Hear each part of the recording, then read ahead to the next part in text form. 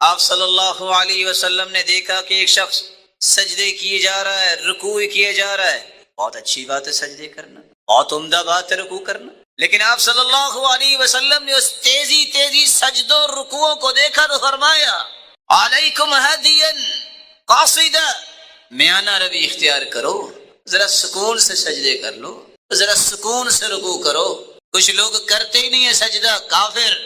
کچھ کرنے لگتے ہیں تو حدیث کے الفاظ یہ ہیں، منافق کی نشانی یہ ہے عصر کی نماز کو لیٹ کرتا ہے، اتنا لیٹ کرتا ہے جب سورج غروب ہونے کو آتا ہے ینقر اربعا، کوے کی طرح 4 ٹھونگے مارتا ہے، منافق ہے. فرمایا میانہ روی اختیار کرو. آپ کو اللہ نے توفیق دے ہی دی ہے نماز پڑھنے کی تو ذرا سکون سے پڑھ لو، ذرا سکون سے رکوع کر لو. کیوں فرمایا ان الرجل لا يصلي 60 سنہ، ایک شخص قیامت کے دن آئے گا 60 سال نماز پڑھ کے آئے گا. وما تقبل له صلاة، لیکن ایک بھی نماز اس کی قبول نہیں ہوگی. اللہ کے رسول صلی اللہ علیہ وسلم اس کی نماز قبول کیوں نہیں ہوگی؟ کیا اس نے سورۃ الفاتحہ نہیں پڑھی؟ حدیث میں آتا ہے یہ سورۃ الفاتحہ نہیں پڑھتا اس کی نماز نہیں ہوتی. اس نے وضو نہیں کیا، وضو کے بغیر نماز نہیں ہوتی. یہ دونوں باتیں بیان نہیں کی.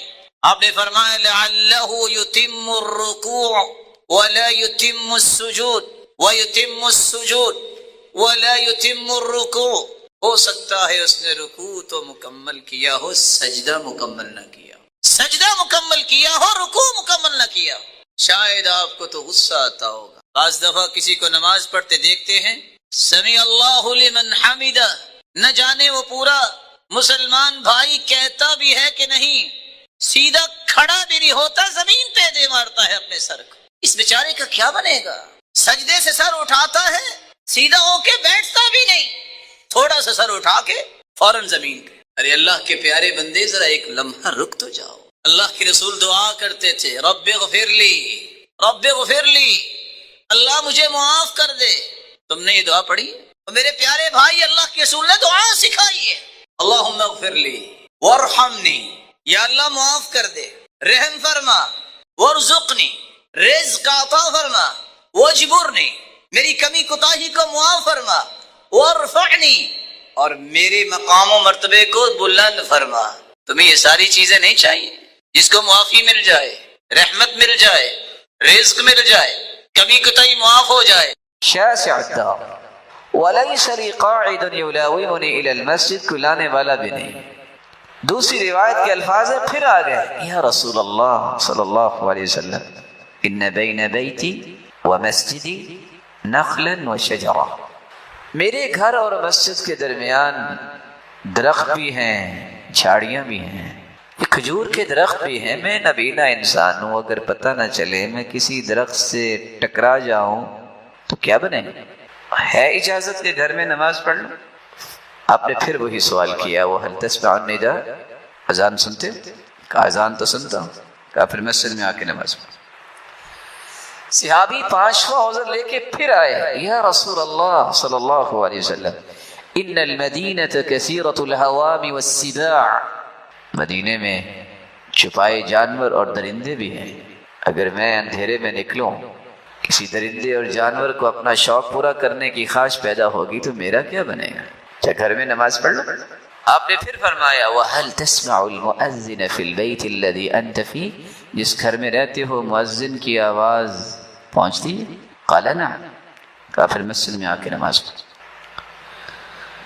چھٹا عذر لے کے پھر آ گئے یا رسول اللہ صلی اللہ علیہ وسلم انت کما ترانی، آپ تو مجھے دیکھ رہے ہیں، میں نہیں دیکھ رہا.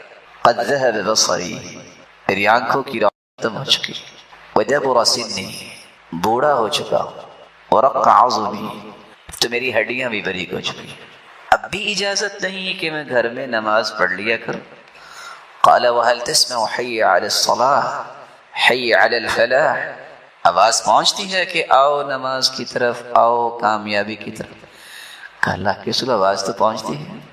تو آپ نے فرمایا حی اللہ، پھر مسجد میں آ کے نماز. 6 عذر پیش کیے، نبینے ہیں، گھر مسجد سے دور ہے، کوئی لانے والا نہیں، گھر اور مسجد کے درمیان درخت ہے، درندے اور جانور ہیں اور بڑھاپا آ گیا ہے، ہڈیاں باریک ہوگی، اجازت نہیں ملی۔ میں اور آپ ذرا سوچے تو صحیح، جس کو اللہ نے آنکھوں کی نعمت دی ہے، گلی گلی میں مسجد ہے، کسی لانے والے کی ضرورت نہیں، امن کی کیفیت ہے، کڑیل جوان ہے، اگر یہ پھر بھی مسجد میں آ کے نماز نہیں پڑھتے تو قیامت کے دن 7واں کون سا عذر پیش کریں گے؟ جب تک مسجدوں کو نماز کے ساتھ آباد نہیں کریں گے اس وقت تک نہ قوم بنے گی، یہ ہجوم رہے گا، نہ یہ قوم و ملت کی بلندی کے نوجوان باعث بنیں گے، اور نہ ہی ان مسجدوں کی دیواروں سے وہ رونقیں نظر آئیں گی جس کے لیے یہ مسجدیں بنائی جاتی۔ آپ صلی اللہ علیہ وسلم نے اس لیے خوشخبری سنائی تھی، من صلی للہ 40 یوما فی جماعہ یدرک التکبیرۃ الاولی کتبت له براءۃ من النار وبراءۃ من النفاق۔ 40 دن جو تکبیر اولی کے ساتھ نماز پڑھ لیتا ہے 2 انعامات سے نوازا جائے گا، نہ وہ منافق ہوگا اور جہنم سے بھی آزاد ہوگا۔ آج ابن سماع کو کہاں سے ڈھونڈ کے لائیں جو کہا کرتے تھے 40 سال ہو گئے کوئی بھی نماز میں نے جماعت کے بغیر نہیں پڑھی۔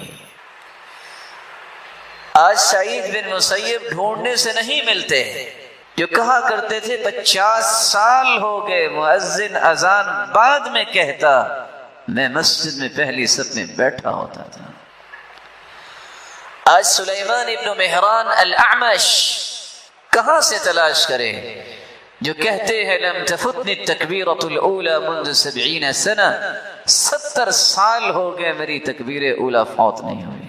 آج معاشرے کو ایسے لوگوں کی ضرورت ہے جن کی عبادت کو دیکھ کے غیر مسلم بھی مسلمان ہو جائیں، لیکن آج یہ مسلمان 24 کروڑ جس وطن عزیز کے اندر ہے، ذرا غور کیجئے نمازی کتنے؟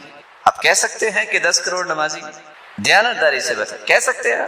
5 کروڑ جماعت کے ساتھ نماز پڑھنے والے آپ کہہ سکتے ہیں؟ ذمہ داری ہے میری اور آپ کی، جو نماز نہیں پڑھتے ان کو نماز سکھانے کے لیے اگر اللہ نے یہ جگہ دی ہے تو اس کو نماز سکھانے اپنی صلاحیتیں لگائیں، اور ان کو یہ بتائیں جو نماز نہیں پڑھتا معاند ہے، کہتا ہے نماز کی ضرورت نہیں ہے، کتابیں اس کے بارے میں 5 باتیں لکھتی ہیں۔ لا یغسل، ایسا شخص فوت ہو جائے تو اس کو غسل نہیں دیا جاتا، ولا یکفن، اس کو کفن نہیں پہنایا جاتا، ولا یصلی علیہ، اس کی نماز جنازہ نہیں پڑھی جاتی، ولا یدعا له بالمغفرہ، اس کی بخشش کی دعائیں نہیں کی جاتی، ولا يدفن في مقابر المسلمین، اور نہ ہی اسے مسلمانوں کے قبرستان میں دفنایا جاتا ہے، ولا يرث الكافر المسلم، اگر معاند ہے انکاری ہے اور اسی حالت میں چلا گیا اس نے نماز نہیں پڑھی، اس کی اولاد اس کی وارث نہیں بن سکتی۔ ہمیں دوسری اس بات کی بھی کوشش کرنی ہے جو نمازی تو ہیں لیکن سنت کے مطابق نماز نہیں پڑھتے، میرے پیارے بھائی، وہ میرے محترم بزرگ، وہ میرے پیارے بیٹے، جب سے کائنات بنی ہے آج تک محمد الرسول اللہ صلی اللہ علیہ وسلم جیسی ہستی اللہ نے پیدا ہی نہیں کی۔ مخلوق میں سے وہ اپنی ذات کے اعتبار سے بھی بے مثال ہے تو اپنی ہر بات کے اعتبار سے بھی بے مثال ہے۔ ان کا طریقہ اور سلیقہ جب تک اختیار نہیں کیا جائے گا کبھی بھی وہ عمل اللہ کے ہاں کوئی ویٹیج حاصل نہیں کر سکتا۔ من عمل عملا لیس علیہ امرنا فہو رد، جو بھی شخص عمل کرتا ہے سنت کے مطابق نہیں، مردود ہے۔ میں ادب سے سوال کرنا چاہوں گا کہ اللہ کے رسول صلی اللہ علیہ وسلم نے نماز نہیں پڑھی؟ اس کا حدیثوں میں تذکرہ نہیں آیا؟ کان اذا قام الى الصلاة کبر، جب بھی آپ نماز کے لیے کھڑے ہوتے تو اللہ اکبر کہتے۔ کھولیے صحیح بخاری اور صحیح مسلم۔ ورفع یدیہ حذو منکبیہ، اپنے دونوں ہاتھوں کو کندھوں کے برابر لے جاتے، حیال اذنیہ، کانوں کی لو کے برابر لے جاتے، اور سنن ابی داؤد کی روایت ثم یشد بہما علی صدری، پھر اپنے سینے پہ دونوں ہاتھوں کو باندھ لیتے۔ جو شخص اپنی من مانی سے نماز پڑھتا ہے، جبکہ حکم یہ ہے صلو کما رأیتمونی اصلی، میرے صحابہ اس طرح نماز پڑھو جس طرح مجھے نماز پڑھتے دیکھا ہے۔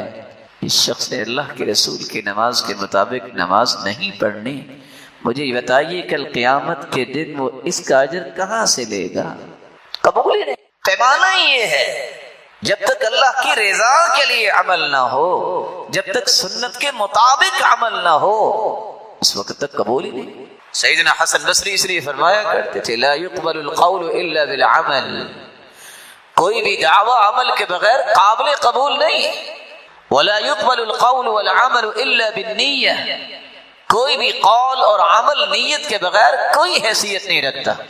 ولا يقبل القول والعمل والنیہ الا باتباع السنہ، اور جب تک سنت کے مطابق نیت نہ ہو، قول نہ ہو، عمل نہ ہو، اس وقت تک تینوں کی کوئی حیثیت نہیں، قبول نہیں۔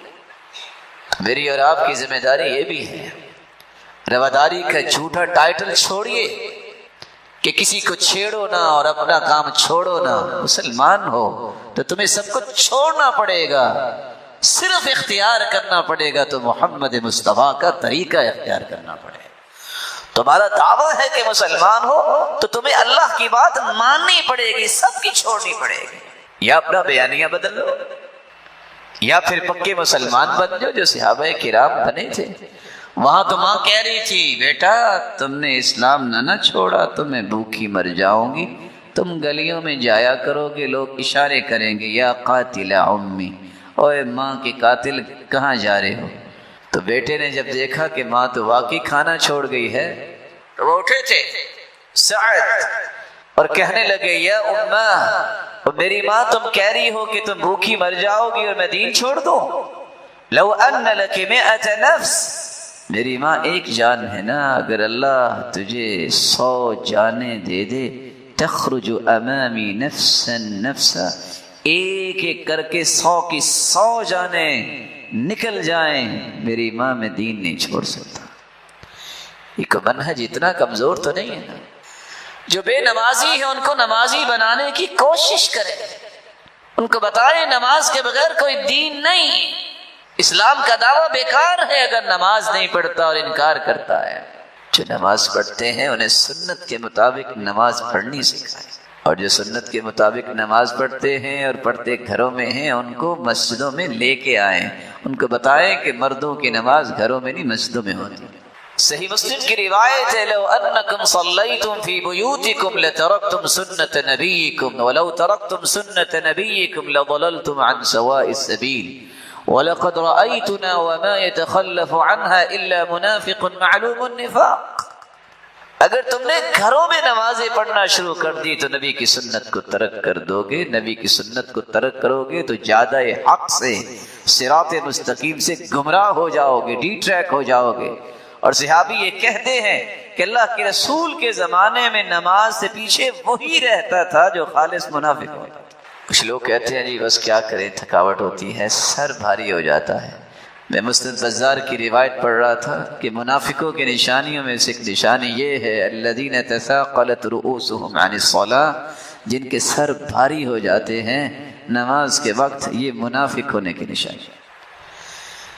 پھر انسان نے قرآن پڑھا ہو، صحیح بخاری کی روایت ہے سمرہ بن جندب رضی اللہ تعالی عنہ بیان کرتے ہیں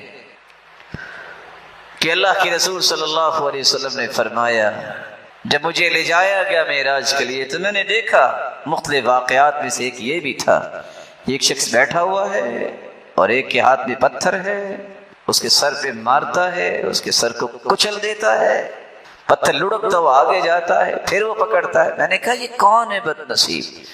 جواب میرا الذی یأخذ القرآن ویرفضہ وینام عن الصلاة المکتوبہ، یہ ہے جس نے قرآن تو پڑھا تھا، فرض نماز ہو رہی ہوتی اور یہ صاحب سوئے ہوتے تھے۔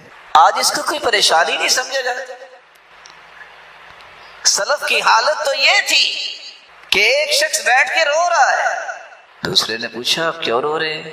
کہتے آج نماز با جماعت رہ گئی تھی۔ کہتے پھر کیا ہوا؟ کہتے ابھی کچھ ہوا ہی نہیں ہے، اللہ نے مجھے اس لائق سمجھا ہی نہیں ہے کہ مجھے اپنے سامنے کھڑا کر، اور وہ رو رہے۔ صحابی اپنے بیٹے سے سوال کرتے ہیں ادرکت التکبیرۃ الاولی، بیٹا تکبیر اولی کے ساتھ نماز پڑھی؟ کہ ابا جان آج تکبیر اولی رہ گئی۔ صحابی کا جواب سنیے گا، لما فاتک خیر من 100 ناقہ کلها سود العیون، بیٹا اگر 100 اونٹنیاں سیاہ آنکھوں والی مل جاتی تو مجھے اتنی خوشی نہ ہوتی جتنی تیری تکبیر اولی کے ساتھ نماز پڑھنے میں خوشی ہوتی۔ اب میں نے اونٹنیوں کا نام لیا ہے تو بات کا وزن آپ کے سامنے نہیں آیا، میں آج کل کے دور کے مطابق اس کا ترجمہ کر دیتا ہوں۔ اس دور میں اونٹنی جس کا تذکرہ ہوا اتنی قیمتی تھی جتنی V8 آج قیمتی۔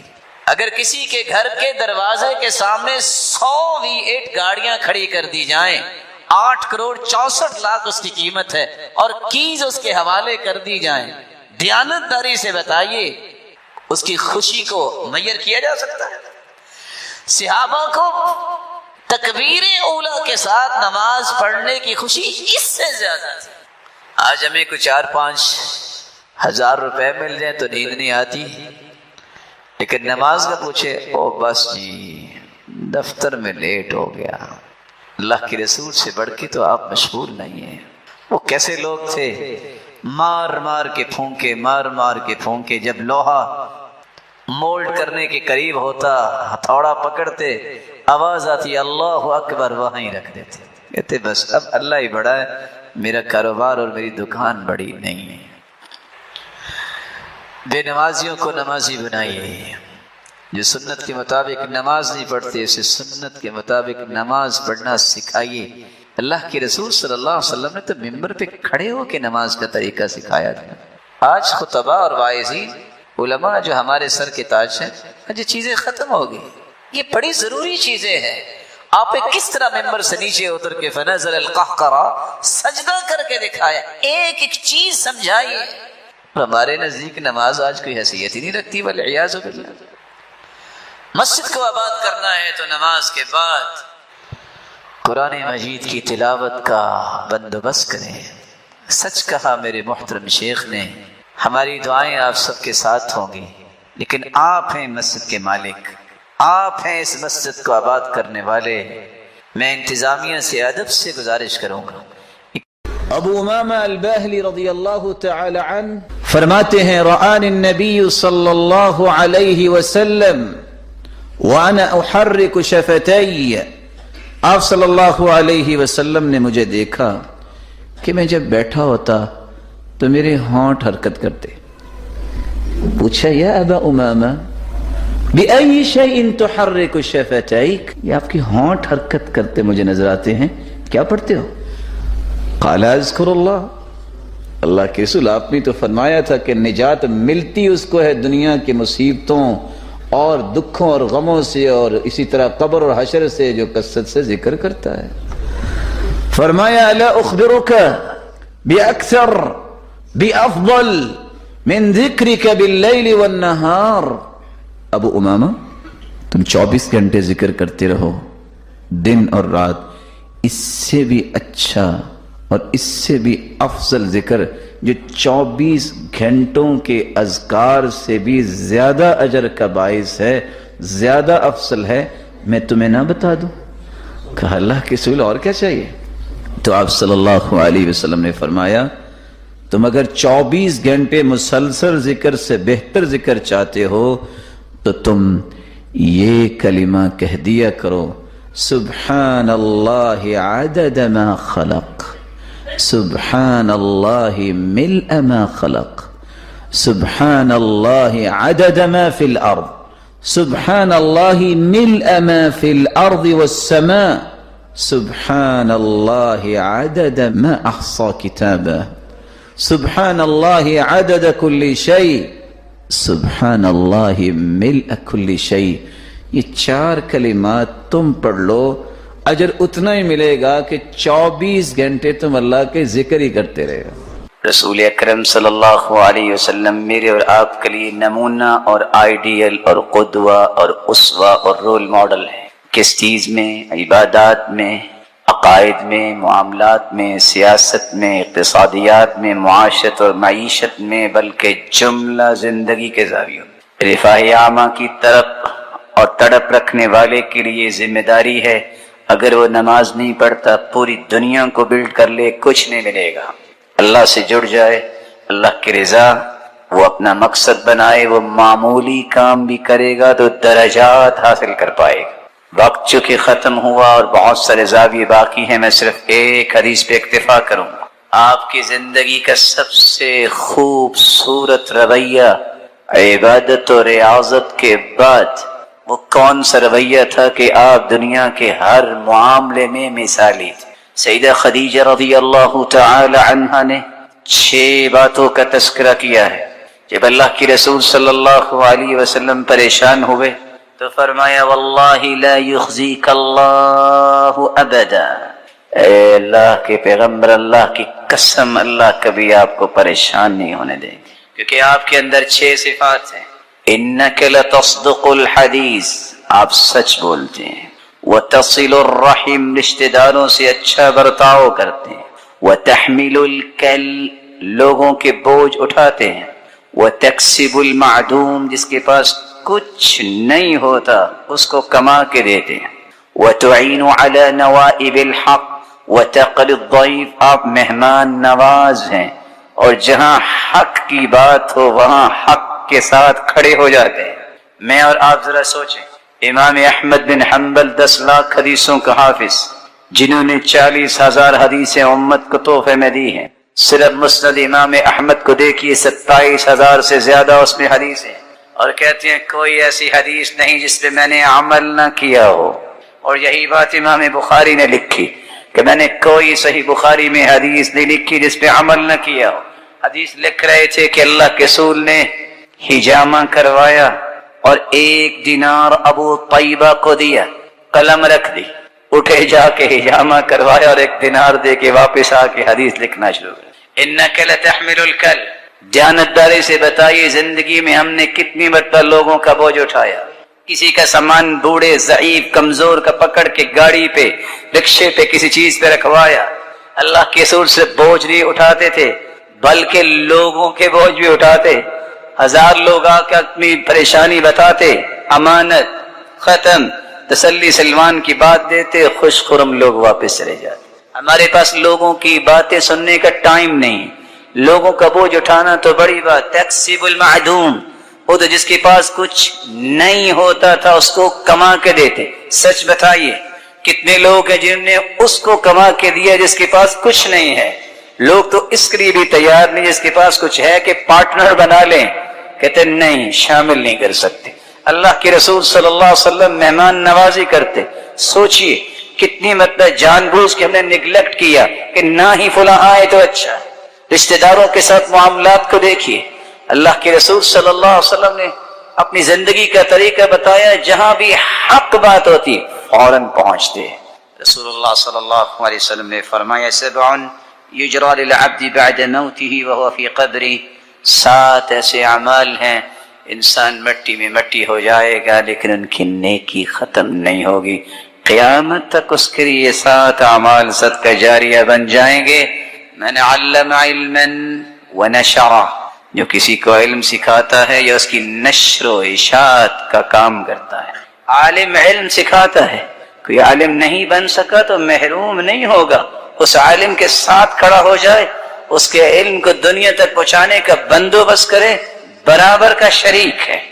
قرآن مجید، قرآن یہ قرأ یقرأ قراءة سے فعلان کے وزن پر ہے، جس کا مطلب ہے الجمع والضم والاجتماع، کسی چیز کو جمع کرنا، کسی چیز کو ملانا، کسی چیز کو اکٹھا کرنا۔ قرآن مجید کو قرآن مجید اسی لیے کہتے ہیں کہ اللہ رب العزت نے سابقہ تمام الہامی کتب کے علوم و فنون کو اس میں جمع کر دیا ہے۔ قرآن مجید کو قرآن مجید اس لیے کہتے ہیں کہ اللہ رب العزت نے تمام صحیح ترین قصص کو، اللہ رب العزت نے اس قرآن مجید میں صحیح قصوں کو جمع کیا ہے۔ قرآن مجید کو قرآن مجید اس لیے کہتے ہیں کہ اس میں انسانیت کی ضروریات کو اللہ تعالیٰ نے جمع کر دیا ہے۔ ایک انسان اگر قرآن مجید کو دستور حیات بنا لیتا ہے تو اس کی تمام تر ضروریات کو پورا کرنے کا علم اللہ تعالیٰ نے اس قرآن میں رکھا، بلکہ اس پر مستزاد قرآن مجید کو قرآن مجید اس لیے کہتے ہیں کہ اللہ رب العزت کے اس پاک کلام کے ذریعے ہی عالم اسلام میں بکھری ہوئی امت اسلامیہ کو جمع کیا جا سکتا ہے۔ اگر پوری امت کو جمع کیا جائے تو وہ قرآن مجید کے نام پہ ہی جمع کیا جا سکتا ہے، کیونکہ قرآن مجید میں کوئی اختلاف نہیں، اور جو شخص قرآن مجید میں اختلاف کرتا ہے ہر مومن کو اس کے ایمان سے اختلاف ہو جاتا ہے۔ اللہ رب العزت نے اس قرآن کے اوصاف کو بیان کیا ہے۔ یہ قرآن مجید بہت بڑا ذکر ہے، ارشاد ربانی ہے، اِنَّا نَحْنُ نَزَّلْنَا الذِّكْرَ وَإِنَّا لَهُ لَحَافِظُونَ۔ اس ذکر کو ہم نے نازل کی اور اس کی حفاظت کی ذمہ داری بھی ہم نے اٹھائی۔ یہ ایسا آفاقی ذکر ہے، جس شخص کو یہ نصیب ہو جائے اللہ رب العزت اس کے تذکرے بھی دنیا میں پھیلا دیتے۔ یہ کتاب ہدایت ہے، ارشاد ربانی ہے، الف لام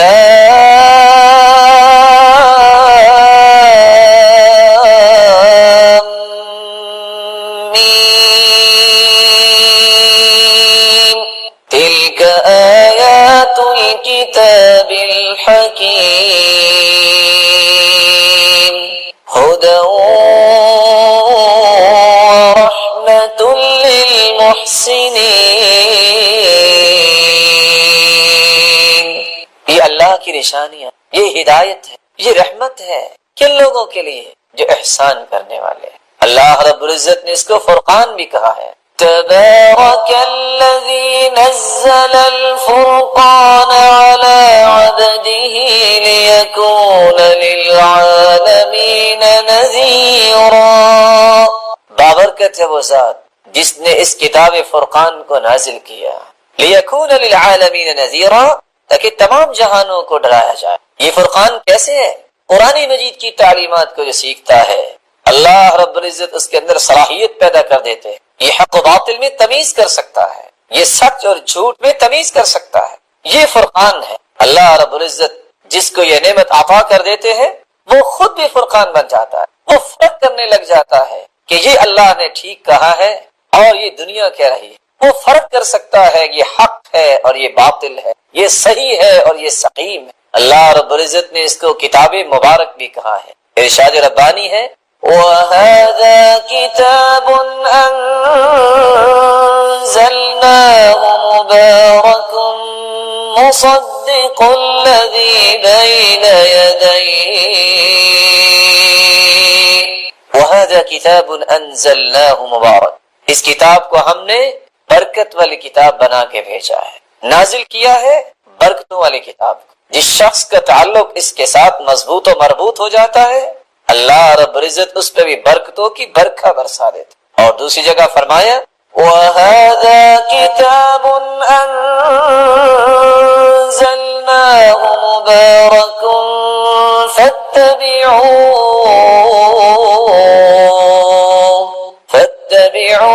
وَاتَّقُوا لَعَلَّكُمْ تُرْحَمُونَ۔ اس کتاب کو ہم نے برکتوں والی کتاب بنا کے نازل کیا ہے، اس کی اتباع کرو، اس کے بیان کردہ احکامات کی روشنی میں اپنی زندگی کے زاویے درست کرو، اپنے رویوں کی نوک پلک سیدھی کرو، واتقوا لعلکم ترحمون۔ اللہ کی رحمت کے متلاشی ہو تو اس کتاب ہدایت کی، اس کتاب مبارک کی اتباع کر لو، اس کی روشنی میں اپنی زندگی کو ڈھال لو۔ اللہ رب العزت نے اس کو کتاب نور بھی کہا ہے، یہ روشنی ہے، جس شخص کا تعلق اس کتاب سے جڑ جاتا ہے اس کی زندگی روشن بن جاتی، اللہ اس کے لیے روشنیوں کا بندوبست فرماتے ہیں، دنیا میں بھی اور آخرت میں بھی۔ ارشاد ربانی ہے وَكَذَلِكَ أَوْحَيْنَا إِلَيْكَ رُوحًا مِّنْ أَمْرِنَا مَا كُنتَ تَدْرِي مَا الْكِتَابُ وَلَا الْإِيمَانُ وَلَكِنْ جَعَلْنَاهُ نُورًا نَهْدِي بِهِ مَن نَّشَاءُ مِنْ عِبَادِنَا وَإِنَّكَ لَتَهْدِي إِلَى صِرَاطٍ مستقيم وكذلك أوحينا إليك روحا من أمرنا اے میرے پیارے پیغمبر صلی اللہ علیہ وسلم، ہم نے آپ کی طرف اس قرآن کو نازل کی۔ ما كنت تدري ما الكتاب ولا الإيمان، کتاب اور ایمانیات کے متعلق ہم نے آپ کو علم دیا، آپ کے پاس اس سے پہلے یہ علم نہ تھا۔ ولكن جعلناه نورا، ہم نے تو اس کو نور بنایا ہے، نہدی به من نشاء من عبادنا، اپنی مخلوق میں سے جس کو روشنی دینا چاہتے ہیں اس کو اس کتاب کی تلاوت کی توفیق دے دیتے ہیں، اس کتاب کے ساتھ ایمان کی توفیق دے دیتے ہیں۔ وَإِنَّكَ لَتَهْدِي إِلَى صِرَاطٍ مُسْتَقِيمٍ، تجھے تو میں نے پوری کائنات سے اعلیٰ بنایا ہے اور صراط مستقیم پر آپ گامزن ہیں، اور آپ دنیا کو بھی صراط مستقیم پر گامزن کریں۔ یہ کتاب ہدایت، یہ کتاب فرقان، یہ کتاب نور، یہ کتاب مبارک، یہ کتاب حکمت، اس کے بارے میں اللہ کے رسول صلی اللہ علیہ وسلم نے فرمایا تھا، من قرأ حرفا من کتاب اللہ فله به حسنہ والحسنة بعشر أمثالها لا أقول ألف لام ميم حرف بل ألف حرف ولام حرف وميم حرف۔ جو شخص، جو بختور، جو خوش نصیب، جو سعادت مند اس قرآن کے ایک حرف کی تلاوت کرتا ہے، اللہ رب العزت ایک حرف کے بدلے 10 نیکیاں عطا کرتا۔ الف لام میم، دیکھنے والا دیکھتا ہے کہ شاید یہ ایک ہی کلمہ، ایک ہی حرف ہے، فرمایا الف الگ ہے، لام الگ ہے، میم الگ ہے۔ کوئی الف لام میم پڑھ لیتا ہے، اللہ رب العزت اسے 30 نیکیاں عطا کر دیتے، اور ان نیکیوں کی قدر تو اس کو ہوگی جس کو یہ پتا ہے کہ قیامت کو اگر ایک نیکی کی ضرورت پڑ گئی تو کوئی نیکی دینے کے لیے تیار نہیں ہوگا۔ اور اس لیے اللہ رب العزت قرآن مجید میں فرماتے ہیں، یوم یفر المرء من اخیہ وامہ وابیہ وصاحبته وبنيه لكل امرئ منهم يومئذ شأن يغنيه، اس دن تو بھائی بھائی سے بھاگ جائے گا، وامہ وابیہ، والدین کو انسان چھوڑ دے گا، وصاحبته وبنيه، اپنی بیوی سے بھاگ جائے گا، اپنے بیٹوں کا انکار کر دے گا۔ ہر شخص کو اپنی ہی پڑی ہوگی، کوئی کسی کے لیے نہ سوچ پائے گا۔ بلکہ قرآن مجید میں اللہ رب العزت دوسری جگہ فرماتے ہیں، یبصرونہم یود المجرم لو یفتدی من عذاب یومئذ ببنیہ وصاحبته وأخيه وفصيلته التي تؤويه ومن في الأرض جميعا ثم ينجيه۔ کل قیامت کو جب مجرم کو جہنم نظر آئے گی، یود المجرم لو یفتدی من عذاب یومئذ ببنیہ، وہ کہے گا اے اللہ میرے بچوں کو جلا دے، مجھے چھوڑ دے، وصاحبتی واخی، اے اللہ میری بیوی کو جلا دے، مجھے چھوڑ دے، میرے بھائیوں کو جلا دے، مجھے چھوڑ دے، وفصیلتہ التی تؤویہ، میرے خاندان کو جلا دے جس کی طرف میں دوڑ دوڑ کے جاتا تھا، مجھے چھوڑ دے، ومن فی الارض جمیعا ثم ینجیہ، میرے مالک اگر تو راضی نہیں ہو رہا تو ساری دنیا کو جلا دے، مجھے چھوڑ دے۔ لیکن اللہ رب العزت قرآن مجید میں کیا فرماتے ہیں، کلا انہا لظی نزاعۃ للشوی، کلا انہا لظی نزاعۃ للشوی تدعو من ادبر وتولى، ہرگز نہیں، یہ تو